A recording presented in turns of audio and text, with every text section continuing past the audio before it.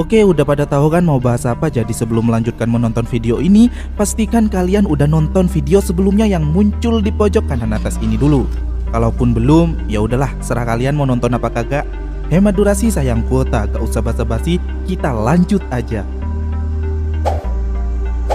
Film Quantum of Solace adalah sequel ke-22 dari jajaran keseluruhan film James Bond atau kedua dari versi rebootnya Daniel Craig. Daripada kelamaan, cus, langsung aja kita mulai sayang.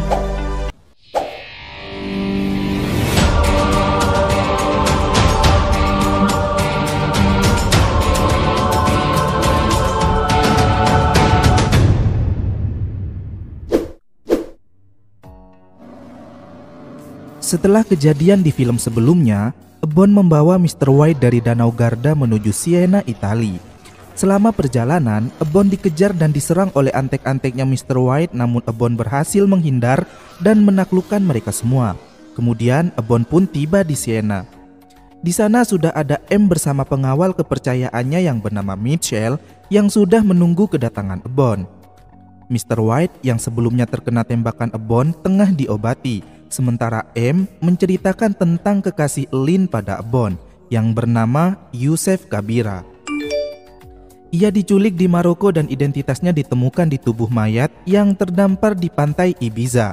Tapi setelah dilakukan pengecekan, mayat tersebut bukanlah Yusef. Siapa dia? Yang gak tahu, bukan urusan gua itu, Wak. Mr. White lalu dibawa ke ruangan khusus untuk diintoterasi. Maksudnya intonasi. Sudahlah, itulah pokoknya yang ditanya-tanyai sambil disiksa itu loh. Tapi tiba-tiba setelah Mr. White membongkar kalau Mitchell ternyata agen ganda dan diam-diam berkhianat pada MI6, Mitchell langsung menembak mereka semua. M yang terkena tembakan pun pingsan. Mitchell lalu melarikan diri yang akhirnya dikejar oleh Bond. Dia melintasi pertunjukan pacuan kuda yang tengah berlangsung di pusat kota Siena. Terjadi baku tembak hingga memakan korban beberapa orang para penonton acara itu. Aksi kejar-kejaran ini terjadi cukup lama dan penuh tantangan yang bikin gregetan. Sampai akhirnya Bond berhasil menembak Mitchell hingga cerot, maksudnya tewas. Namun ia kehilangan jejak Mr. White. Beberapa hari kemudian, di London, tepatnya di rumah Michelle, M merasa kesal karena Bond membunuh Michelle. Mereka jadi gak bisa mendapatkan informasi apapun tentang organisasi gelap yang ada di mana-mana. Setelah penyelidikan forensik yang dilakukan agen MI6 tentang Michelle, bukti-bukti mengarah ke apartemen Michelle di Haiti. Bond pun langsung menuju ke sana. Dan setibanya di sana dia diserang oleh rekan Michelle yang bernama Edmund Slade. Gak sekalian ditambah ding, biar jadi sliding. Tapi ya tentu aja pemeran utama menang dong, ya kan? Kemudian Bond membawa keluar koper yang ditujukan untuk Slade. Tiba-tiba seorang wanita bernama Camille Montes menyuruh Bond masuk ke dalam mobil dan berkata kalau ia terlambat. Di belakang ada sebuah motor yang mengikuti mereka, namun Camille yang gesit berhasil menghilangkan jejak. Setelah bingung sekejap, Bond yang gak tahu apa-apa akhirnya paham kalau Slade ternyata diberi tugas oleh kekasih Camille sendiri yang bernama Dominic Green untuk membunuh Camille. Camille yang sadar saat melihat isi koper yang dibawa Bond langsung menembak Bond dan menurunkannya di tengah jalan. Motor yang tadi mengejar menghampiri Bond dan berkata kalau Bond harusnya membunuh Camille. Bond pun langsung menghajar tuh orang dan mengambil motornya.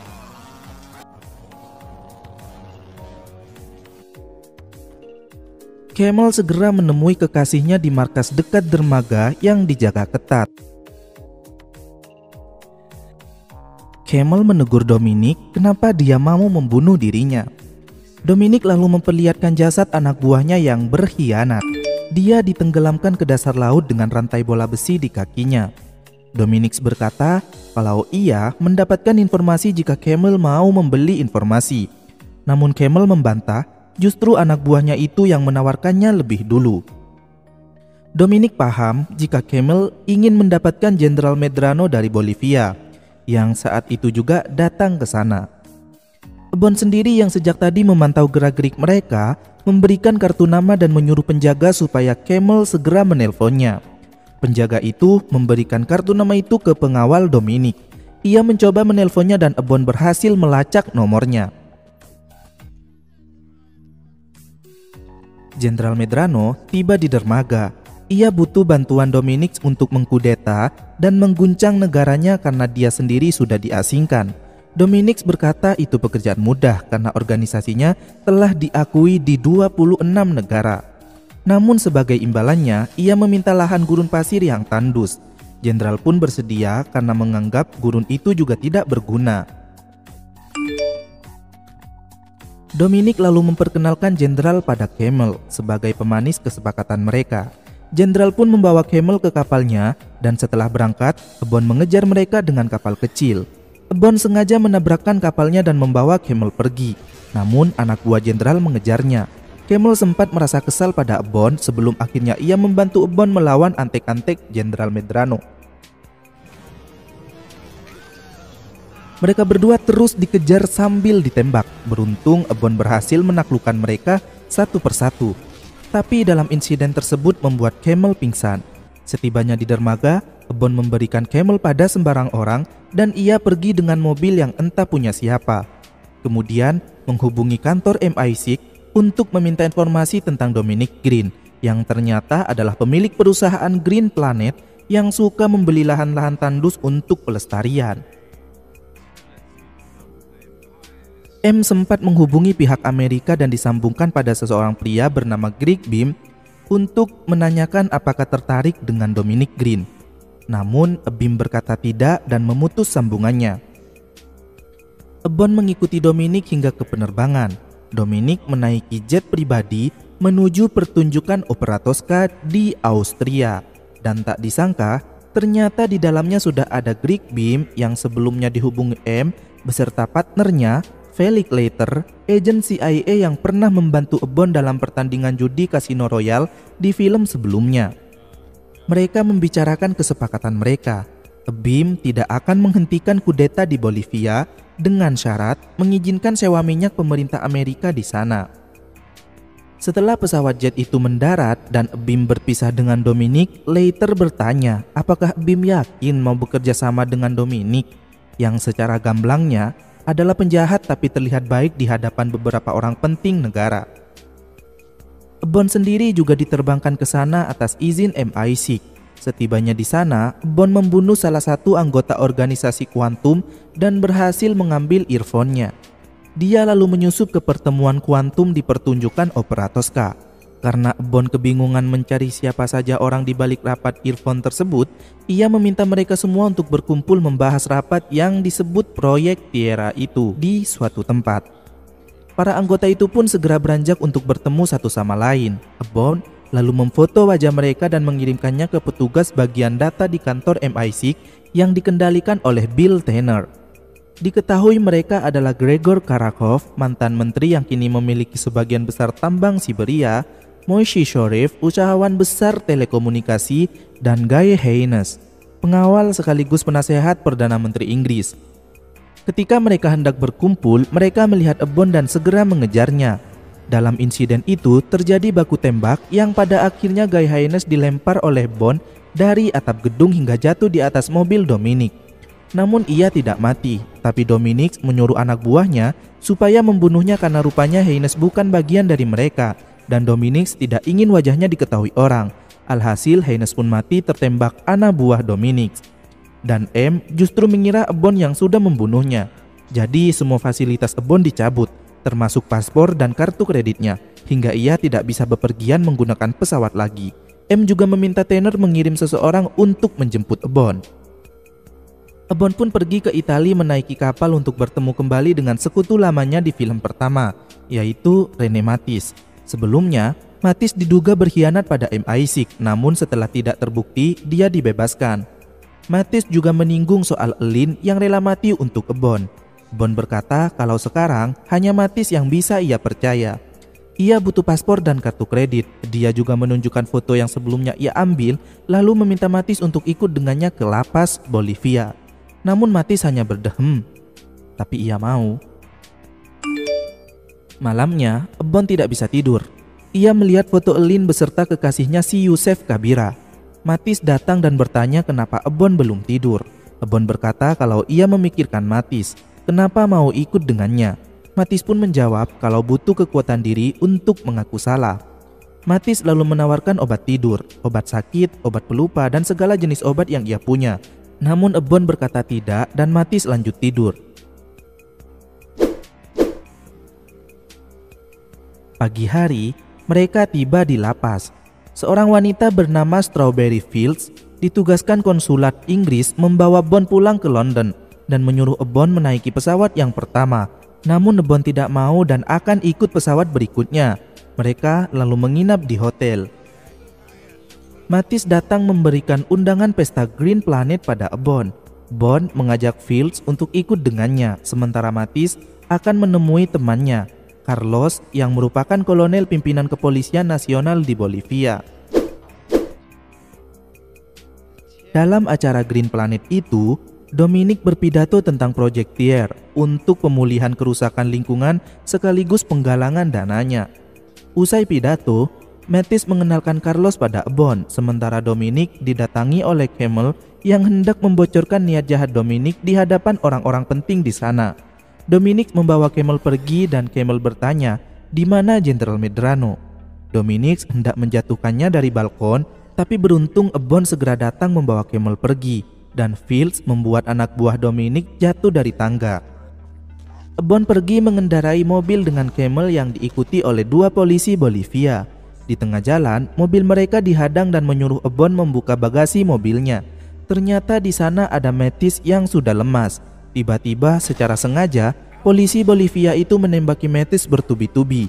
Ebbon pun menghajar polisi laknat itu dan Mattis sekarat lalu meninggoy di pelukan Ebbon. Sebelum itu, dia mengaku kalau Mattis adalah nama samarannya. Ia meminta maaf atas nama dirinya dan juga Elin. Ebbon juga diminta supaya memaafkan dirinya sendiri agar tak berlarut-larut dalam kesedihan atas kematian Elin. Ebbon terpaksa meninggalkan dan meletakkan jasad Mattis di tumpukan sampah. Yang disindir Camel, apakah begitu cara Ebbon menghargai seorang teman? Di markas MI6, M dipanggil oleh Menteri Luar Negeri atas insiden kematian Mattis yang menurut pemerintah Bolivia, Ebbon adalah pelakunya. Menteri kini sudah tidak percaya sama MI6 karena Ebbon sudah menghilangkan banyak nyawa. Menteri juga bilang kalau pemerintah kini sudah sejalan dengan Dominic Green dan menyuruh menarik Ebbon untuk segera kembali ke Inggris atau kalau tidak dia akan dibunuh oleh CIA. Ebbon dan Camel pergi ke lahan tanah yang dimaksudkan Dominic dan mengamati area tersebut dengan pesawat Douglas DC-3. Di dalam pesawat, kepada Camel, Ebbon mengatakan kalau ia tertarik dengan Dominic karena sudah mencoba membunuh temannya, yaitu si M. Tak berapa lama kemudian, mereka dicegat, dikejar, dan ditembak oleh pesawat tempur Air Mercy SF-260. Ebbon berhasil menaklukkannya, tapi helikopter Bell UH-1 lanjut menyerang pesawat Ebbon hingga mesin pesawatnya lumpuh. Ebbon dan Camel pun segera melompat dari atas pesawat. Dan dengan bantuan terjun payung, meskipun agak terlambat, namun mereka berhasil mendarat dengan selamat di lubang pembuangan mirip goa. Di sana, mereka berdua mengobrol, dan tujuan Camel mendekati Dominic ternyata hanya ia jadikan jembatan untuk menemui Jenderal Medrano, orang yang sudah membunuh semua keluarganya waktu ia masih kecil. Saat itu, di dermaga, Camel sudah dekat dengan tujuannya, yaitu membunuh Medrano, namun Ebbon malah menggagalkannya. Ebbon pun meminta maaf dan ia berjanji mereka akan membunuh Medrano dan juga Dominic sekalian bersama-sama. Mereka kemudian mencari jalan keluar dan menemukan Quantum yang menghalangi pasokan air tawar menuju pemukiman desa di Bolivia. Mereka berdua kembali ke lapas menaiki bus. Sampai di sana, Ebbon mendapat sebuah pesan dari Fields yang menyuruhnya lari dan meminta Camel menunggu di sana. Ebbon bertemu dengan M di kamarnya. Dia kecewa pada M karena lebih mempercayai Amerika daripada dirinya. M sendiri menegur sikap Ebbon yang tak bisa membedakan mana musuh mana teman. Tak berapa lama, Ebbon sadar ada sesuatu yang tidak beres. Rupanya setelah membuka kamar tidurnya, Fields meninggoy dengan dicekoki dan dilumuri minyak mentah. Ebbon pun langsung menyimpulkan itu ulah Dominic. M berkata iya, tapi apa alasannya? Karena Fields tidak tahu apa-apa. Dia cuma ditugaskan untuk membawa Ebbon pulang ke London, tapi malah terbunuh. Menurut teori gua pribadi nih, kalian pasti ingat kalau Field sempat menjatuhkan anak buah Dominic dari atas tangga ketika akan mengejar Ebon dan Camel yang membuat Dominic marah. Nah, mungkin gara-gara itu dia dibunuh. Karena sudah banyak nyawa melayang akibat keegoisannya Ebon, dan M merasa kalau semua orang yang dekat dengan Ebon menjadi terancam, M pun mencabut tugas Ebon dan Discourse dari MI6 sampai penyelidikan lebih lanjut selesai. M menyuruh Ebon menyerahkan semua senjatanya dan diminta ikut dengan 2 agen lain. Tapi lagi-lagi Ebon menantangnya. Dia menghajar 2 agen itu di dalam lift dan melarikan diri. Saat Ebon bertemu M, Ebon berkata kalau Fields menunjukkan keberaniannya menantang Dominic dan itu harus ditulis di dalam laporan penyelidikan. M berkata kalau tak ada tempat untuk kabur karena perintah untuk menangkap dan membunuh Ebon sudah dikeluarkan di berbagai negara. Ebon bertanya siapa yang melakukan itu dan langsung kabur ketika beberapa orang mengejarnya. Camel datang dengan mobil dan menyuruh Ebon masuk lalu tancap gas ke. Kemudian Ebon meminta bertemu dengan Felix Leiter di bar. Namun Ebon cuma memiliki waktu 30 detik saja. Felix mengungkapkan kalau Dominic dan Jenderal Medrano akan bertemu di hotel bernama La Perla de las Danes. Yah, itulah apa nah, susah yang mau baca gua. Di padang gurun Bolivia. Ebon mengucapkan terima kasih dan Felix menyuruh Ebon untuk segera keluar. Tak berapa lama pasukan Amerika yang hendak membunuh Ebon datang. Ebon pun bergegas melarikan diri. Keesokan harinya, Jenderal Medrano di hotel tengah gurun beserta Carlos dan anak buahnya menunggu kedatangan Dominic.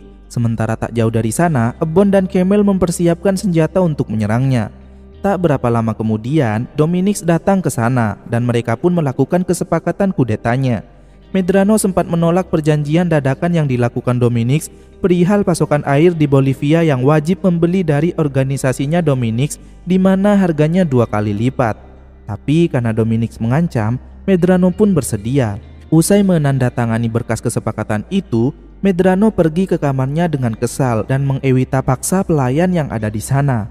Sementara Dominic tersenyum puas dan bergegas pergi. Diam-diam, Camel berhasil menyusup masuk ke dalam hotel, sementara di bawah, Ebon membunuh Carlos sebagai balas dendam atas kematian sahabatnya, Rene Matis, yang sudah dikhianati oleh Carlos. Dalam insiden itu terjadi baku tembak dan mobil yang dikendarai polisi menabrak tabung minyak hingga meledak. Mendengar ada kegaduhan, Dominic segera berlari untuk bersembunyi dan mengorbankan anak buahnya. Niat mau mencegat Ebon tapi malah mati terkena ledakan. Anak buah yang malang. Untung gua anak sayur. Camel berhasil masuk ke kamar Medrano dan terjadi perkelahian di antara keduanya. Tentu saja Camel sebagai wanita kurus kalah dengan tubuh Medrano yang besar gemuk penuh lemak itu. Ya maklum pejabat ya kan. Bon terus mengejar Dominic hingga berhasil melampauinya dan mereka pun berkelahi hebat di tengah kobaran api. Sangat mengacengkan sekali. Sementara di kamar, Camel berhasil mengelabui Medrano dan menembaknya. Dominic mengejek Ebon telah kehilangan satu wanitanya lagi. Dia mengira jika Medrano berhasil membunuh Camel. Ebon pun meninggalkan Dominic dan menuju kamar Medrano lalu bertemu Camel. Kemudian mereka segera keluar dari bangunan yang sudah dilalap si jago oren kuning kunyit itu. Lalu Bon meminta Camel menunggu sebentar. Ia mengejar Dominic yang mencoba melarikan diri. Kemudian membawa Dominic ke tengah gurun dengan mobilnya dan meninggalkan sebotol oli untuknya. Dominic berkata kalau ia bisa memberikan informasi tentang kuantum, namun Ebon tidak peduli. Ebon pun pergi meninggalkan Dominic merenungi nasibnya sebatang kara ditemani sebotol oli di tengah padang gurun. Ebon lalu mengantar Camel ke stasiun kereta dan ia berkata Camel harus melanjutkan hidup, dimulai dari menghancurkan waduk air kuantum agar masyarakat Bolivia bisa mendapatkan air bersih. Perpisahan mereka diakhiri dengan ciuman mesra. Anjay, jadi pengen cipukan juga dah. Beberapa hari kemudian, Ebon pergi ke Kazan, Rusia. Ia menemui mantan kekasih Vesperlin yang bernama Yusef Kabira. Yusef sebenarnya adalah anggota kuantum yang bertugas menggoda wanita berpangkat tinggi dengan koneksi berharga bagi negara. Setelah menaklukkan wanita itu, Yusef membuat seolah-olah dirinya diculik dan disandra. hingga si wanita menyerahkan aset pemerintahan sebagai tebusan. Saat ini, dia mencoba melakukan hal yang sama dengan agen Kanada yang bernama Corinne Vigneault. Bahkan, Yusef memberinya jenis kalung yang sama dengan yang dia berikan pada Vesper Lynd. Eban mengejutkan mereka di apartemen Yusef. Eban memberitahu Corinne tentang Lynd dan menyarankannya agar Corinne memberitahu Badan Intelijen Keamanan Kanada atas apa yang hampir saja dia lakukan. Corinne pun mengucapkan terima kasih karena sudah memberitahunya dan dia pun pergi. Saat Ebon meninggalkan apartemen Yusef, dia berhadapan dengan M yang terkejut karena Ebon tidak membunuh Yusef, melainkan membiarkannya hidup-hidup untuk diinterogasi, tidak seperti biasanya. M mengungkapkan bahwa hubungannya dengan Amerika kini sudah membaik dan later telah dipromosikan di CIA menggantikan posisi Bim. M juga memberitahu bahwa Dominic Green ditemukan tewas di padang pasir dengan 2 peluru di kepala dan oli motor di lambungnya. Ebon tidak memberikan informasi apapun tentang Dominic, tetapi memberitahu M bahwa dia benar tentang Lynd. Ebon pun melangkah pergi meninggalkan M. M memanggilnya sekali lagi dan memberitahu Ebon bahwa MI6 membutuhkannya. M mengembalikan posisi Ebon sepenuhnya sebagai agen. Ebon pun berkata kalau ia tidak pernah pergi. Sambil berjalan, Ebon menjatuhkan kalung Lynd di salju. Dan film pun berakhir.